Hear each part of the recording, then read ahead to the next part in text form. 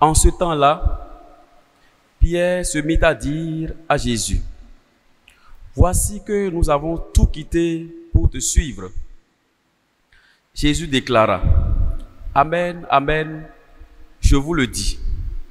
Nul n'aura quitté à cause de moi et de l'Évangile une maison, des frères, des sœurs, une mère, un père, des enfants ou une terre, sans qu'il reçoive en ce temps déjà le centuple. Maison, frères, sœurs, mères, enfants et terres, avec des persécutions, et dans le monde à venir, la vie éternelle. Beaucoup de premiers seront derniers, et les derniers seront les premiers. » Acclamons la parole de Dieu.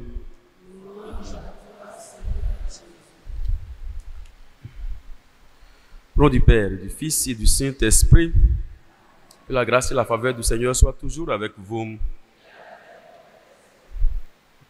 Chers frères et sœurs, dans les deux lectures proposées à notre méditation, en ce mardi de la 8e semaine du temps ordinaire, et mettent un accent sur un des aspects de la foi que beaucoup de chrétiens ignorent parce qu'ils ne sont pas instruits. Enfin, ils n'ont pas été suffisamment instruits sur ces aspects-là. Mais quand vous ignorez certaines choses, c'est-à-dire que ce soit, même si c'est de bonne foi que vous les ignorez, vous allez vous confronter à la conséquence de cette ignorance-là. De quoi s'agit-il? Il s'agit de ce que je vais appeler la valeur du sacrifice.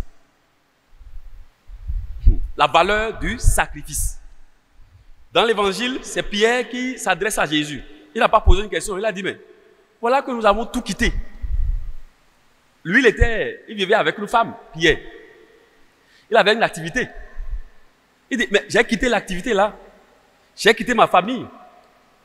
J'ai quitté mes amis, avec qui on allait peut-être en bois de nuit, on faisait la vie. J'ai quitté tout cela. Il n'a même pas dit, qu'est-ce que je vais gagner, hein? Mais Jésus a répondu. Jésus voit déjà là où il veut en venir. Qu'est-ce qu'il va lui dire? Il va lui dire, nul ne peut quitter quelque chose, en tout cas que ce soit un père, mère, femme, enfant, frère et soeur, et même les fétiches, tout le reste, sans recevoir déjà ici, sur la terre ici, le centuple. Il ajoute avec des persécutions. Parce que tu vas être persécuté. C'est dedans, ça on oublie souvent. Il dit avec des persécutions et la vie éternelle après cette vie. Donc il y a une bénédiction que le Seigneur nous accorde déjà ici, sur cette terre. Mais il faut cultiver et développer le sens du sacrifice. Le livre de Ben Sirac le Sage a été plus précis dans ce qu'on appelle sacrifice. Il a dit beaucoup de choses. Hein. Il faut aller lire entre les lignes. Lui, il parle de sacrifice en termes d'offrande. Parce que qui dit sacrifice dit offrande. Qui dit offrande dit sacrifice. Et il dit, le fait de rechercher la volonté de Dieu. Bon, ça se traduit par ce qu'on appelle les commandements. C'est pas seulement les 10 commandements, c'est beaucoup de choses, la volonté de Dieu. Donc, le fait de rechercher en tout la volonté de Dieu, de vouloir faire plaisir à Dieu, de vouloir plaire à Dieu en tout, c'est un sacrifice. Parce que parfois, c'est onéreux, ça vous coûte. Ça peut te coûter, voyez, la dérision. Enfin, qu'est-ce qu'on appelle la dérision? Les gens vont rire de toi. Parce qu'eux, ils vivent dans la chair, ils ne sont pas dans la dimension où toi tu es. Ils vont dire, ils s'appelaient dans le c'est quoi tout ça? Comme on dit, ils te voient de toi, ils te voient passer, ils commencent à rire, et ils ricanent. Ou bien certains te font des menaces. Parce que tu as dit non, je ne veux plus faire ceci. J'ai dit non au rituel, j'ai dit non au fétanou, j'ai dit non au sacrifice, au rituel, aux cérémonies traditionnelles, j'ai dit non à ça. Donc ils vont se lever contre toi. Donc c'est onéreux, c'est un sacrifice. Alors, l'auteur du livre de Siracide dit, ça c'est une offrande de valeur. Le fait de dire non à des choses parce que toi tu choisis de plaire à Dieu, quoi qu'il en coûte. Ça fait un. De deux, il parle de la reconnaissance. Être reconnaissant envers le Seigneur, ça se traduit non seulement par les paroles, mais dans les actes. Il y a beaucoup de choses à dire là. être reconnaissant. Quand tu te lèves le matin, est-ce que tu es capable d'ouvrir la bouche pour dire « Bénis le Seigneur, mon âme, bénis son nom très saint, n'oublie aucun de ses bienfaits. » Quand on se lève, on pense à ce qui ne va pas. Au point où on ne sait même plus que le fait d'ouvrir les yeux le matin, de lever les mains, de lever le pied gauche, le pied droit, et de s'asseoir et d'être capable de se mettre debout est un grand bienfait. C'est un vrai croyant qui sait que c'est un grand bienfait. Celui qui ne le sait pas pour dire « Bénis le Seigneur, mon âme », il n'est pas encore un vrai croyant. Que le Seigneur nous donne la grâce d'être de vrais croyants. Parce qu'il pense que ça va de soi, quoi. Le jour où tu vas être paralysé, tout cela, que c'était un bienfait. Le croyant se distingue par la reconnaissance. Et en termes clairs, on parle d'action de grâce. Ça s'exprime par la parole dit « Bénis le Seigneur, mon âme, n'oublie aucun de ses bienfaits. » Bénis son nom très saint. N'oublie aucun. Même les bienfaits qu'il te fait depuis que tu as eu l'âge de raison, il t'a dit tu étais dans une situation difficile, tu as passé un examen dans des conditions compliquées, tu es reçu. Tu as postulé pour un poste, c'était difficile et il t'a donné ça. Tu as déjà oublié tout ça. Tout ce que toi tu sais faire, c'est de te lamenter. Apprends à offrir le sacrifice d'action de grâce. Que l'Esprit Saint nous fasse grandir dans cette dimension-là aussi. Parfois, vous voyez, quelqu'un n'a besoin que de lever la main pour dire Seigneur, je veux te bénir pour tout ce que tu fais depuis que je suis né. Et en commençant à le dire comme ça, et en lever les mains comme ça, là, en toute vérité, des choses vont changer instantanément pour lui. Parce que l'ennemi ne veut pas que tu offres le sacrifice d'action de grâce à Dieu. Il veut que tu sois en train de te lamenter, de maugréer, de murmurer. En faisant ça, c'est que tu dis que Dieu ne t'aime pas et t'a oublié, il ne te fait rien. Et c'est injuste.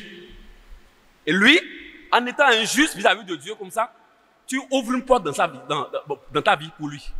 Et il se sent le droit légal d'avoir la même issue des choses dans ta vie. Ça, c'est la reconnaissance. En dehors de ça, il parle du partage.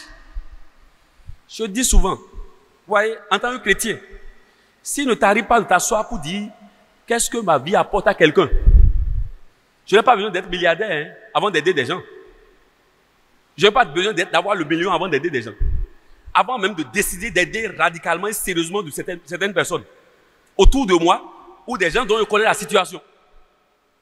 Si tu veux attendre d'être milliardaire avant de faire ça, tu ne vas jamais partager. Or, l'auteur du livre de C.A.C. dit l'aumône, on appelle tout ça l'aumône, c'est le partage. Il dit l'aumône est un sacrifice. L'aumône est un sacrifice. Donc, le sacrifice, ce n'est pas seulement le fait de dire, ah Seigneur, bon, tu m'aimes, Dieu m'aime, etc. Non, le partage, c'est un sacrifice. Et il y a un autre aspect, ça c'est dans le psaume responsorial. La prière, c'est un sacrifice. La dernière fois quand on était allé à Yamoussoukro, etc., le père Aubin, on a échangé parce qu'on s'est retrouvés. Et avec d'autres personnes, il parlait de l'autel de la prière. Ça veut dire quoi? Qui dit autel dit sacrifice. Ça veut dire être capable de durer dans la prière. Est-ce que toi, tu t'es jamais assis pour faire 3 heures, 4 heures, 5 heures en présence du Seigneur? Tu te promènes, tu n'as jamais ce temps-là. Alors que pour des plaisirs, tu es capable de passer toute une journée, aller à une fête de réception, première communion, et passer des heures, des heures, des heures. Je ne dis pas que c'est un péché, non. Mais pendant que tu jouis du temps, tu fais tout ça. Est-ce que tu arrives de t'asseoir pour dire je veux durer en présence du Seigneur? Vous savez, hier, j'ai échangé avec quelqu'un qui m'a parlé d'un charismatique, un berger, qui est vers Abomey là-bas. Il est dans une autre dimension.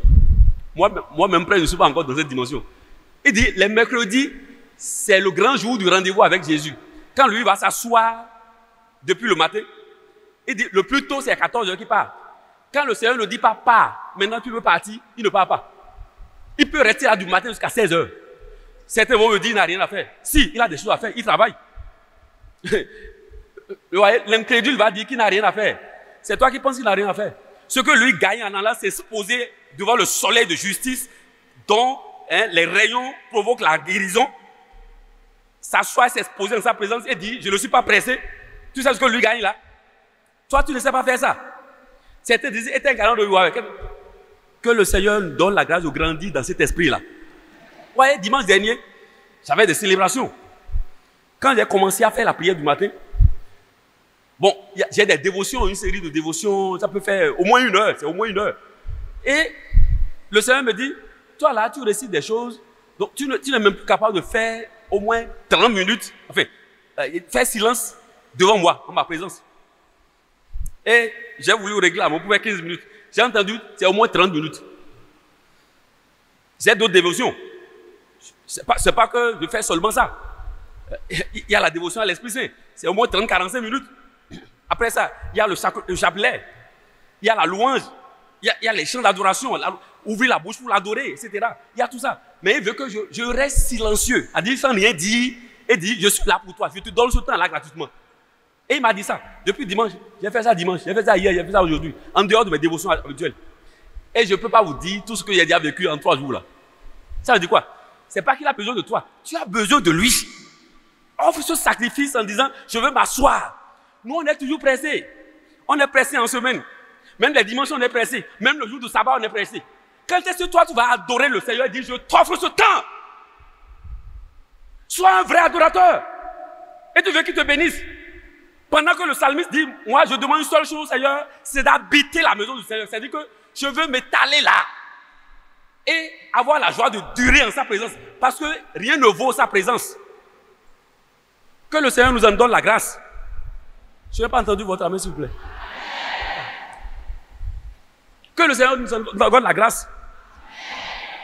Un autre aspect, je parle de sacrifice. Je vais vous lire ceci, pour que vous sachiez que je n'ai pas inventé ça. Il dit,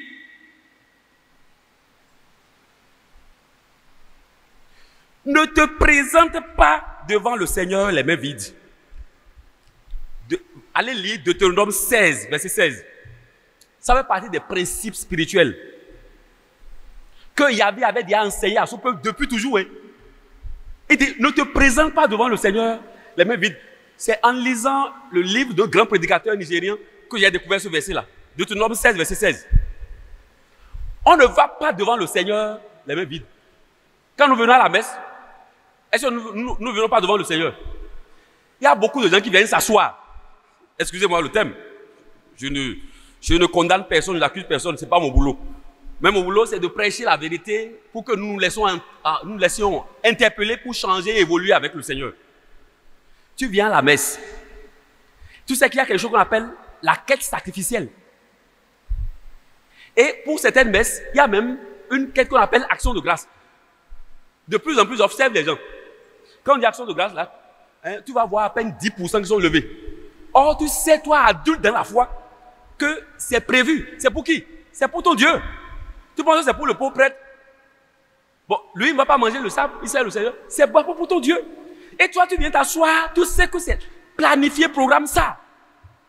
Quand j'ai lu le livre de celui dont je parle là, vous savez ce qu'il a dit dedans?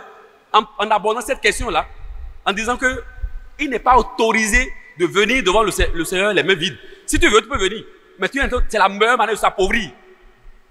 Il dit, un pasteur un jour, parce qu'eux, ils lisent la Bible, est allé au culte. Je dis un pasteur, hein, chez eux, même les pasteurs, ils donnent. Et il a oublié d'apporter l'offrande. Il a arraché les boutons de sa costume. Il a arraché ça, il a déposé ça dans la corbeille. Vous comprenez ça? Il a arraché les boutons. C'est comme si, il a dit, mais comment? Moi, je vais venir devant le Seigneur, les mains vides. Qu'est-ce que je peux faire là maintenant? Moi, s'il il arrache et dépose ça dans la corbeille. Un autre dit que lui, il était venu une fois et il a oublié aussi de prendre quelque chose. Qu'est-ce qu'il a fait? Lui, grand pasteur, il dit, il s'est mis à balayer tout le temple, il a balayé. Parce que des gens balaient ça, on les paye, il dit, je vais faire ce sacrifice-là pour que cet argent soit épargné en lieu et place de ce que je devais apporter comme offrande. Est-ce que nous sommes déjà dans cette dimension? Il y en a qui parlent d'argent, il dit, ah, il parle de l'argent tout le temps. L'argent, c'est pour toi. On va te mettre dans le cercueil. Même si on met ça dans ta main, tu ne peux pas retenir ça. Alors ça ne t'appartient pas. Tu es venu trouver ça et tu vas partir sans ça. Utilise ça de façon intelligente pour que ça t'attire des bénédictions et qu'en l'utilisant avec générosité et joie, le Seigneur, en regardant cette générosité, ce sens de reconnaissance, puisse effacer tes péchés. Amen. Amen. Vous voyez, c'est des principes essentiels que l'auteur du livre m'a tourné.